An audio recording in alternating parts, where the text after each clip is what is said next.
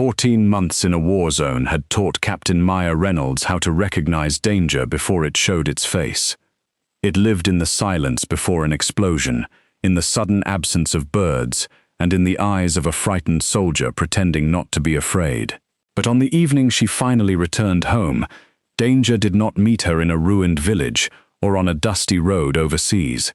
It found her beneath the flashing lights of a police cruiser, only a few miles from the army base, where people were waiting to welcome her back.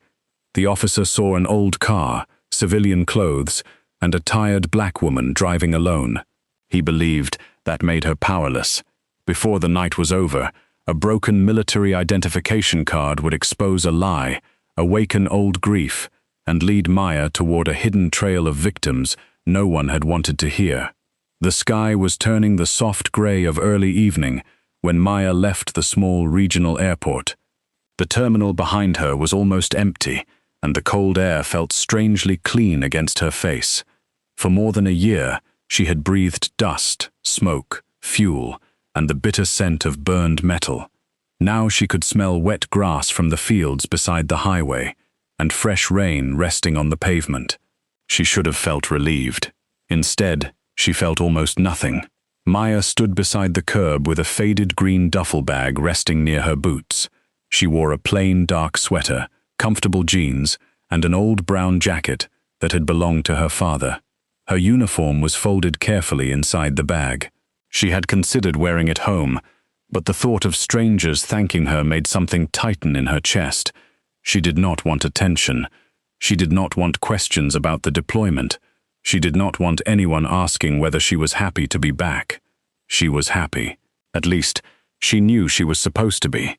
A mechanic from the base had left her car in the airport lot that morning. It was an aging blue sedan with faded paint along the roof and a small crack in the rear bumper.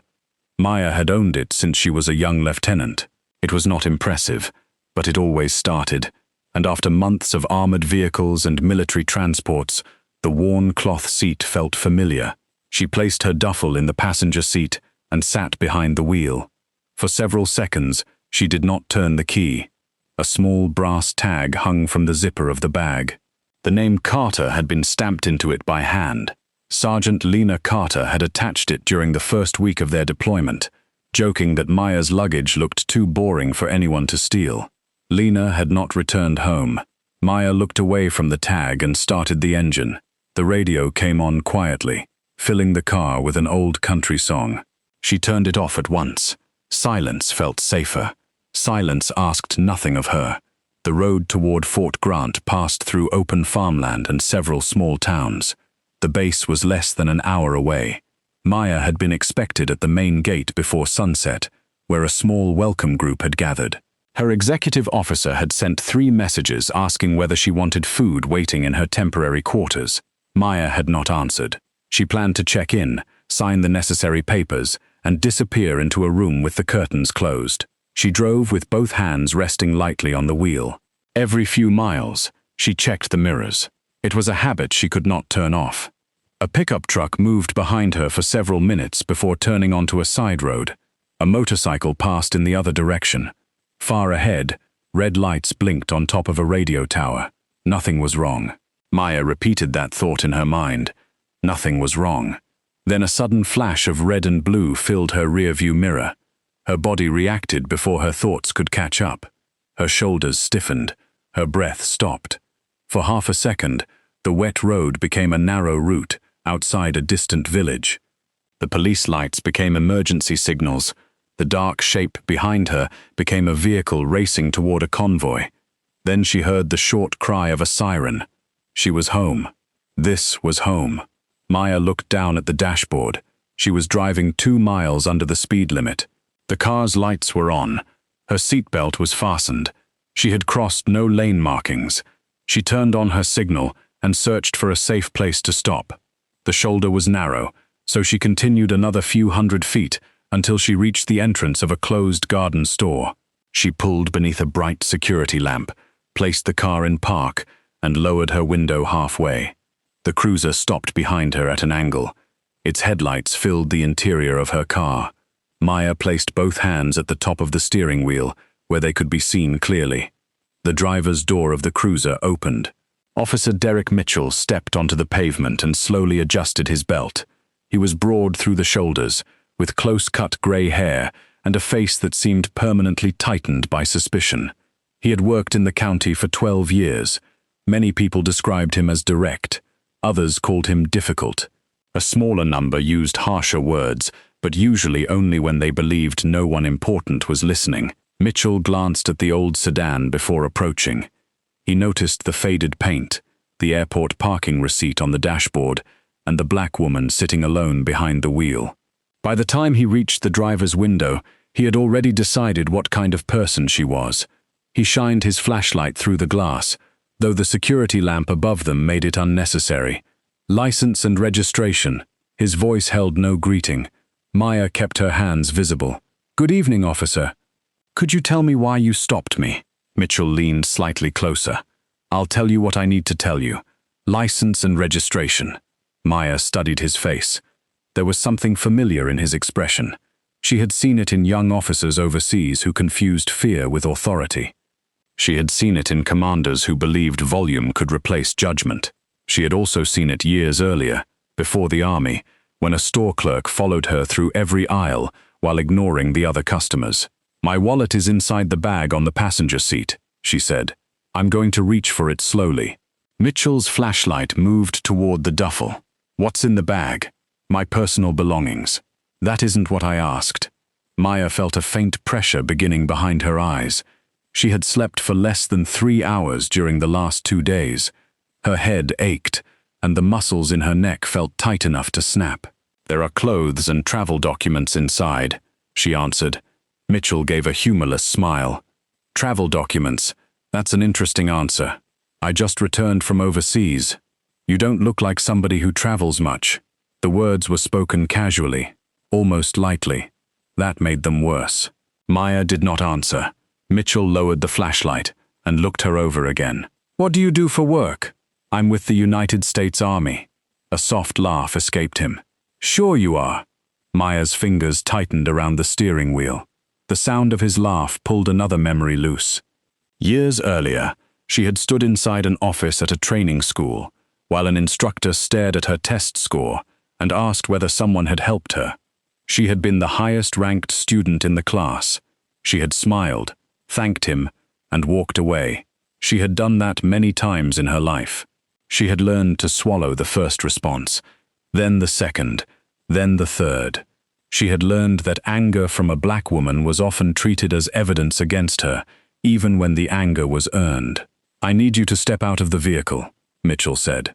"Have I committed a traffic violation?" His expression hardened. "Are you refusing a lawful order?" "I am asking why I was stopped." Mitchell moved his hand toward the door handle. "Listen, girl, I don't have time for games." The word struck with surprising force. Maya had been called captain by generals, ambassadors, and soldiers who had trusted her with their lives. She had led people through darkness while explosions shook the ground beneath them. She had written letters to the families of the dead because she believed responsibility did not end when a mission was over. Now, a stranger with a badge had reduced her to a word meant to make her smaller. For a moment, Lena Carter's face appeared in Maya's mind. Lena sitting on an ammunition crate, laughing with a cup of terrible coffee in her hand. Lena speaking about the daughter she planned to surprise when she got home. Lena lying motionless beneath a grey blanket, while Maya stood nearby, unable to look away. Maya blinked once. The garden store returned around her. "I am not refusing," she said quietly. "I will follow your instructions. I would still like to know the reason for the stop." Mitchell opened the car door without permission. "Get out." The cold air rushed inside. Maya slowly removed her hands from the wheel and stepped onto the pavement. Her legs felt heavier than they should have. She kept her hands open and away from her body. Mitchell looked her up and down. "You said you're Army?" "Yes." "What are you, a cook?" Maya could have corrected him with a single sentence. She could have told him about the command she held, the medals packed inside her luggage, or the soldiers who had stood when she entered a room. Instead, she said, "I am an officer." Mitchell laughed again. "An officer?" "Yes." "What rank?" captain. His smile disappeared. For the first time, Maya saw something more than mockery in his face. It was not belief, it was resentment. Her answer had not impressed him, it had offended him. You expect me to believe you're a captain? I can show you my military identification. Then show me. Maya pointed toward the open car door. It's in the front pocket of my bag. May I retrieve it? Mitchell stared at her for a long moment. Slowly, Maya moved toward the passenger side. Every step was controlled. She opened the door, unzipped the front pocket of the duffel, and removed a small black identification holder. The brass tag bearing Lena's name tapped softly against the zipper. The sound seemed far too loud. Maya turned and held the identification holder out. Mitchell took it from her hand. He opened it beneath the security light. The card displayed Maya's photograph, full name, branch of service, and rank. The surface carried several security marks that shifted under the light. Mitchell studied it. For one quiet second, Maya believed the stop was ending. Then he bent the card. A sharp crack broke through the night. Maya stared at him. Mitchell folded it again, pressing his thumb into the center until the plastic split. The embedded security strip tore loose. He let the pieces fall onto the wet pavement. "That doesn't look real to me," he said. Maya could not speak. The broken pieces rested near his boots, shining with drops of rain. That card had passed through military checkpoints, secure buildings and command centers. It had carried her name through a world where identity could mean the difference between access and arrest. Now it lay in the dirt because one man had decided her face did not match his idea of authority. "You deliberately destroyed federal property," Maya said. Her voice was low, but something inside it had changed. Mitchell stepped closer. "Careful. I gave you valid military identification. You gave me a fake card and claimed to be an officer. That could be fraud." "It is not fake. You're not in a position to tell me what it is." Maya looked toward the cruiser. A small red light blinked near the officer's chest. "Is your camera recording?" Mitchell's eyes flicked downward for the smallest moment. "That's none of your concern. It should be recording this entire stop. You seem very interested in telling me how to do my job. I'm interested in leaving safely." The honesty of the sentence surprised even Maya. Her throat tightened. She thought of all the times she had moved through dangerous places without allowing fear to show. She had once walked across an open field under distant gunfire because a wounded private could not move on his own. She had spoken calmly to soldiers while blood soaked through her sleeve. She had stood beside grieving parents and carried their questions home with her. Yet now she was afraid to reach toward her own pocket. She was afraid to wipe the rain from her face. She was afraid that this man might mistake breathing too deeply for resistance. Mitchell reached for her wrist. "Turn around." Maya did not move at once. A burst of memory filled her senses. A metal door slamming, someone shouting for a medic, dust hanging in the air, Lena's hand slipping from hers. Mitchell tightened his grip. "I said turn around." Maya returned to the present and slowly faced the car. "I am complying," she said. "I have not threatened you. I have not resisted you. I have given you valid identification." Mitchell pulled one of her arms behind her back. "You keep talking, and you're going to make this worse." Maya placed her other hand behind her without being told. The metal cuffs closed around her wrists. They were not painfully tight, but the sound of them locking caused a deep, unexpected ache inside her chest. She lowered her head. A tear slipped down her cheek before she could stop it. Mitchell did not notice. He was looking toward her bag. "What else do you have in there?" "Personal items. Any weapons?" "No." "Drugs?" "No." "Fake documents?" Maya closed her eyes. There were letters in the bag.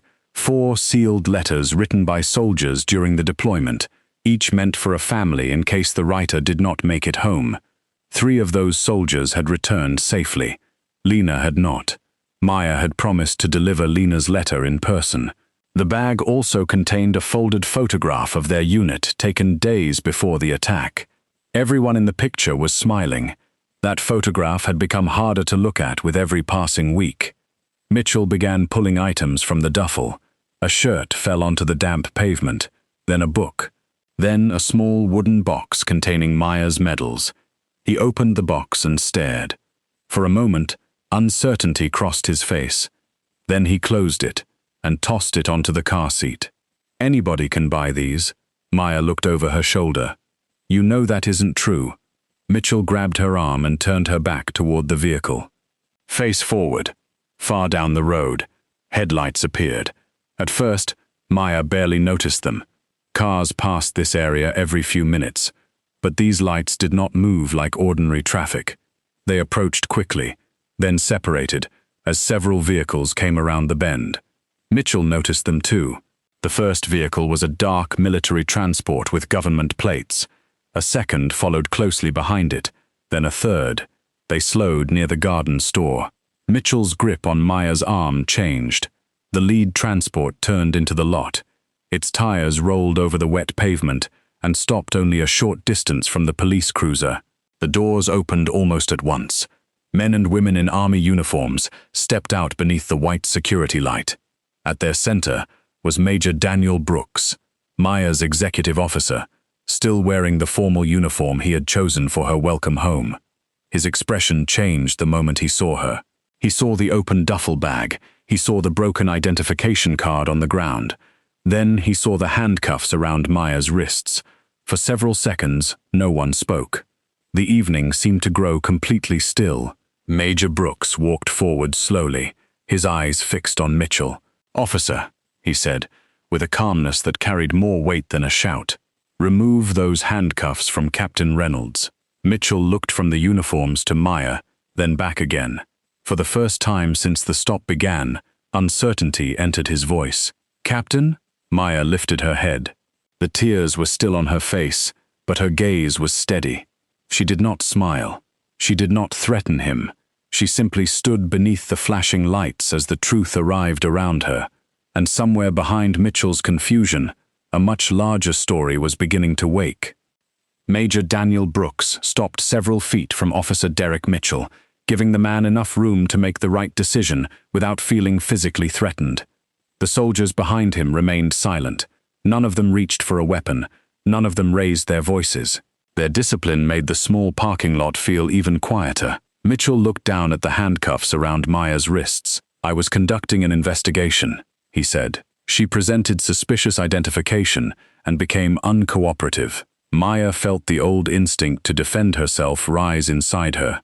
But Brooks spoke first. "Captain Reynolds was expected at Fort Grant nearly an hour ago.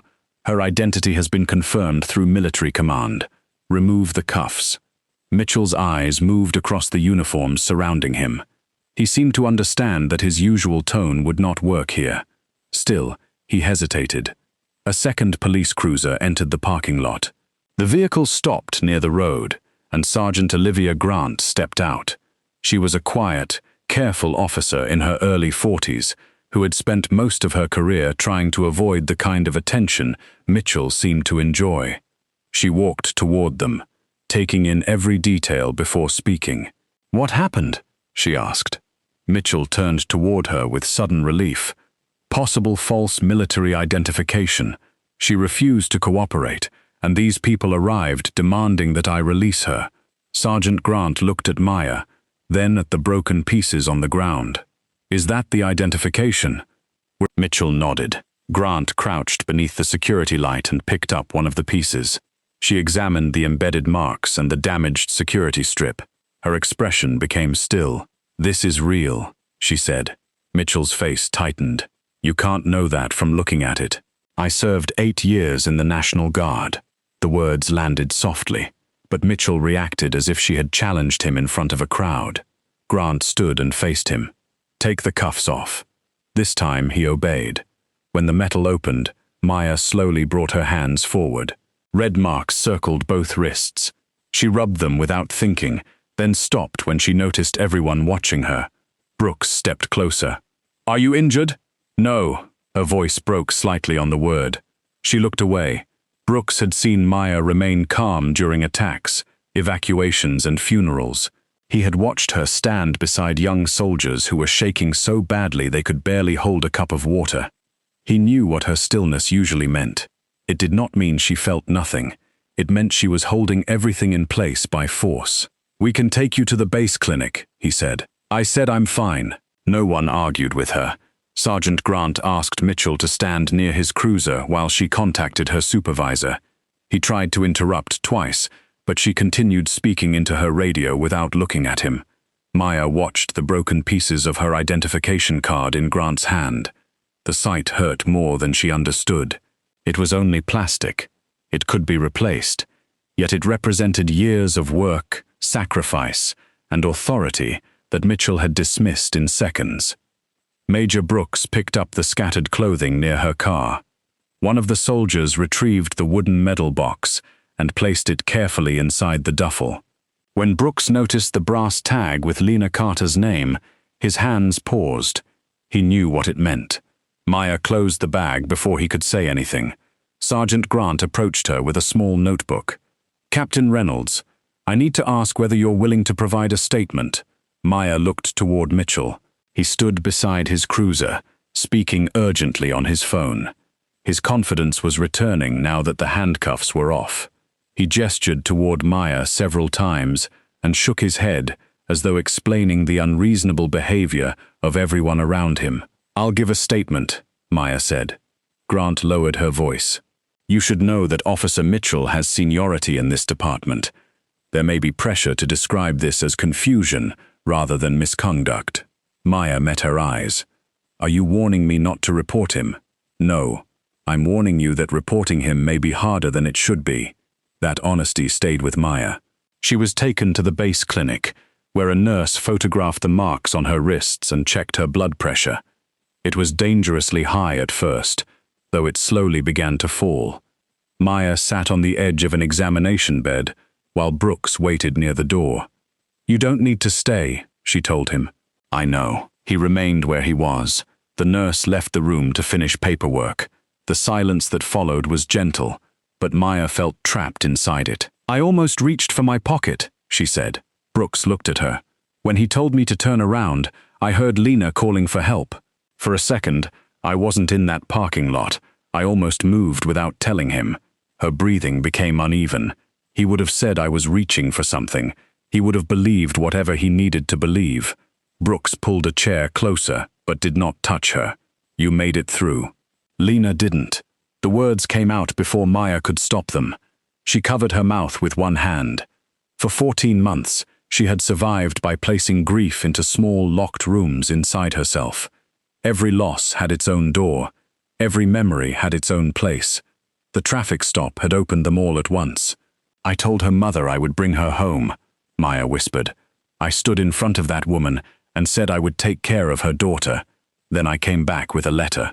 Brooks lowered his eyes. "You brought back everyone you could. That is not the same thing." "No," he said. "It isn't." Maya began to cry without sound. Her shoulders shook, but she remained sitting upright, as though discipline could survive even this. Brooks stayed beside her until the tears passed. The department placed Mitchell on paid administrative leave the following morning. Its public statement described the event as a disputed roadside interaction involving questions about identification. It did not mention that Mitchell had broken the card. It did not mention the handcuffs. It did not mention the language he had used.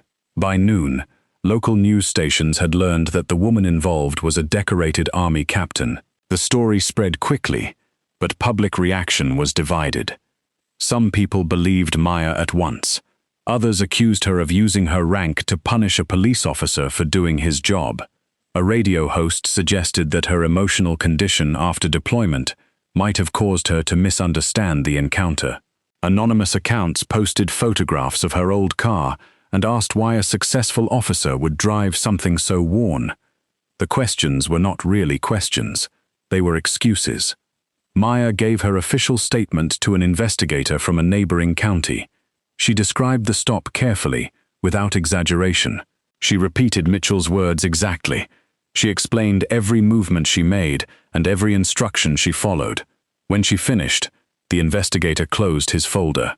"His report says you became angry after he questioned the card. I became upset after he broke it.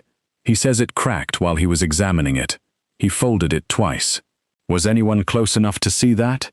Maya thought of the empty garden store and the dark road. No. The investigator nodded in a way that revealed nothing. Mitchell's body camera file should have answered the question.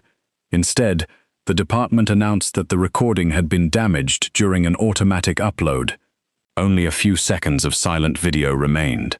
The surviving image showed Maya standing outside her car, but everything before and after it was missing. Sergeant Grant found that strange. She had reviewed damaged camera files before. They usually failed completely or showed clear digital errors. Mitchell's file looked as though selected portions had been removed. When she raised the concern, her supervisor told her not to make accusations she could not prove. 2 days later, Grant discovered that Mitchell had filed his report nearly 3 hours after the stop. The system showed that another person had opened the document before it was finalized, but the name attached to that access had been erased. That evening, an envelope appeared beneath the windshield wiper of Maya's car outside her temporary quarters. Inside was a single sheet of paper. It said, "You are not the first. Check the veterans." There was no signature. Maya read the message 3 times. Brooks wanted to turn it over to military security, but Maya believed it was not a threat. It felt more like a frightened attempt to help. She began searching public records. She found several complaints involving Mitchell, but most contained only a few lines. One man had accused him of confiscating a veteran identification card during a traffic stop. The complaint had been closed because the card was later described as lost property. Another complaint came from a former Marine named Samuel Price. It claimed Mitchell had detained him outside a pharmacy and accused him of pretending to be a veteran to receive medical benefits. That complaint had disappeared from the public system. Maya found a reference to it only inside the notes of a city council meeting from 3 years earlier. Maya called the number listed for Samuel. It had been disconnected. She found an old address and drove there with Brooks the following afternoon. A woman in her 70s answered the door. She introduced herself as Samuel's aunt and told them he had moved away. "He doesn't talk about what happened," she said. "Do you know where I can reach him?" Maya asked. The woman studied Maya for a long time. "Are you the captain from the news?" "Yes." Her expression softened. He told the truth. Nobody believed him. Samuel agreed to speak only after Maya promised not to use his name publicly without permission. They met inside a quiet diner in another county. He was a tall man with tired eyes and a scar along one side of his jaw. He kept looking toward the entrance while he spoke. Mitchell had stopped him while he was walking home from a medical appointment. When Samuel showed his veteran identification, Mitchell accused him of stealing it. He held Samuel on the sidewalk for nearly an hour and took the card. Samuel later missed an employment interview because he could not prove eligibility for a veterans program. "I filed a complaint," Samuel said. "A detective came to my apartment and told me that making false accusations against an officer could ruin my life. He knew where my niece went to school." Maya felt a chill move through her. "Did Mitchell return the card?" Samuel shook his head. He smiled when he took it. Like he was collecting something. The investigation changed after that conversation. Maya contacted a local journalist named Rachel Kim, who had reported on police accountability for years. Rachel was careful, patient, and unwilling to publish anything she could not support. Together, they searched archived court files, city insurance claims, veterans group records, and old complaints. They found 9 possible victims. Only 3 agreed to speak.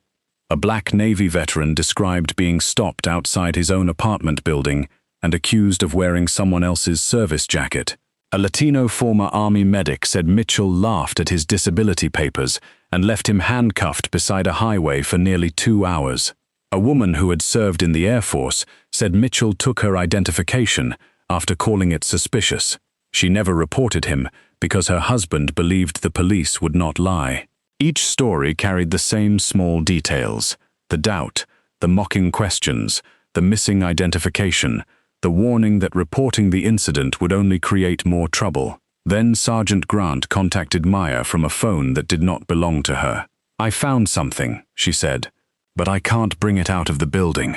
Late that night, Grant met Rachel inside the back room of a 24-hour copy shop. She brought handwritten notes rather than department files. The evidence room contained a locked metal cabinet assigned to Mitchell. According to the property log, it held training equipment. Grant had opened it after obtaining temporary access during an inventory. Inside were military and veteran identification cards.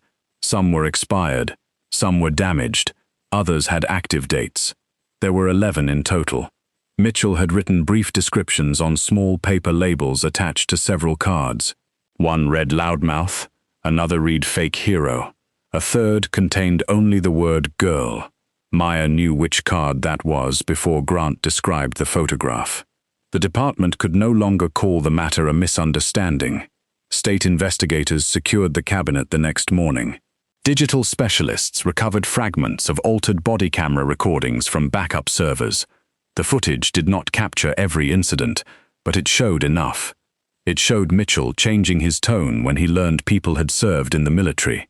It showed him mocking a veteran's speech problem. It showed him placing confiscated cards inside his pocket instead of submitting them as evidence. It also showed that someone inside the department had repeatedly marked complaints against him as incomplete and removed them from normal review. The investigation lasted months. During that time, Maya returned to duty. She attended counseling, though she resisted it at first. She began sleeping for more than a few hours at a time. Some nights, she still woke believing she heard Lena calling from across a dark field. On those nights, she sat beside the window until morning and reminded herself where she was. The case against Mitchell moved slowly. His attorney challenged the recovered files and accused the victims of joining together for money. Department leaders denied knowing that complaints had been altered. Several former victims withdrew after receiving anonymous warnings. Maya never blamed them. Fear did not disappear simply because the truth had become public. Samuel Price nearly refused to testify. Maya met him outside the courthouse on the morning of the hearing. He stood near the steps with his hands deep inside his coat pockets. "I don't know if I can go in there," he said. "You do not owe anyone your pain," Maya told him. Walking away would not make what happened less true. Samuel looked toward the courthouse doors. "Why are you still doing this?" Maya thought about the broken card on the pavement. She thought about the people who had complained before her and been treated as problems instead of witnesses. "Because they listened when it happened to me," she said. "They should have listened when it happened to you." Samuel entered the building beside her. Mitchell was eventually charged with misconduct, evidence tampering, unlawful detention, and the theft of identification documents.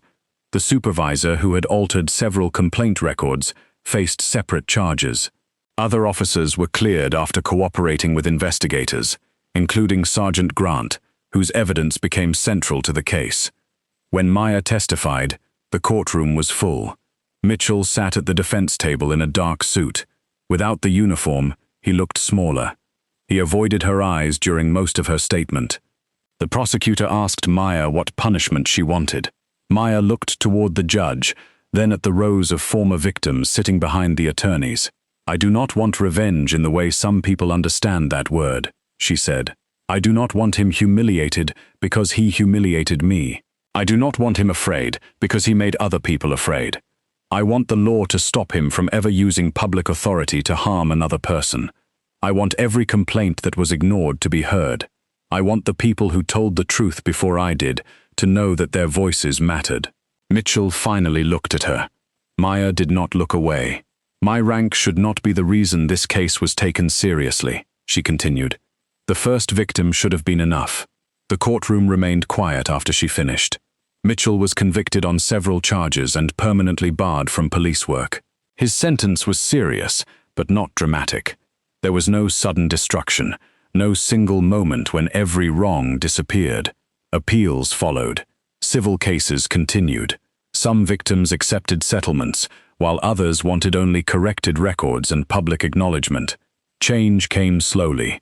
Maya worked with Sergeant Grant, Rachel Kim, veterans groups, civil rights attorneys, and community leaders to build an independent complaint system.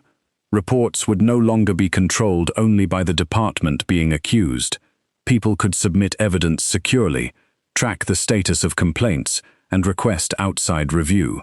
Special support was created for veterans, immigrants, disabled civilians, and others who feared that reporting misconduct could place them in greater danger. The program was not perfect. Nothing important ever was. But complaints that once disappeared now left a trail. Nearly a year after the traffic stop, Maya stood alone inside her office at Fort Grant. On her desk rested a small envelope from Samuel Price.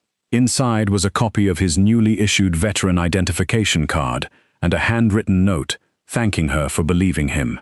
Beside it sat Lena Carter's brass luggage tag. Maya picked it up and held it in her palm. The grief came without warning. She closed the office door, sat down, and cried for Lena. She cried for Samuel, for the woman whose husband doubted her, and for every person who had gone home after an encounter with Mitchell, wondering whether they had somehow caused their own humiliation. She also cried for the version of herself who had stood beneath the security light, trying not to move, trying not to breathe too deeply, trying to survive an ordinary road in the country she had served. When the tears finally stopped, Maya washed her face and straightened her uniform. Outside, morning had reached the base. Soldiers crossed the courtyard carrying folders and cups of coffee. A training unit formed near the flagpole. Somewhere in the distance, a drill instructor called out a command, and dozens of voices answered together. Maya stepped from her office. Several young soldiers noticed her and stood a little straighter. One of them raised a hand in salute. She returned it. Then Captain Maya Reynolds walked across the base beneath the clear morning sky, carrying grief that had not vanished and strength that no longer required her to hide it. Her victory had never been about proving that she was more powerful than Derek Mitchell. It was about proving that no badge, title, or institution should be allowed to erase the truth. The traffic stop had begun with one man deciding she did not look important enough to respect. It ended with a system designed to protect people whose names, ranks, and stories might otherwise be ignored. Maya could not change what had happened to the victims before her. She could not bring Lena home, but she could make certain that the next frightened person who found the courage to speak would not be met with silence. For Maya, that was not revenge, it was duty, and this time she was finally home.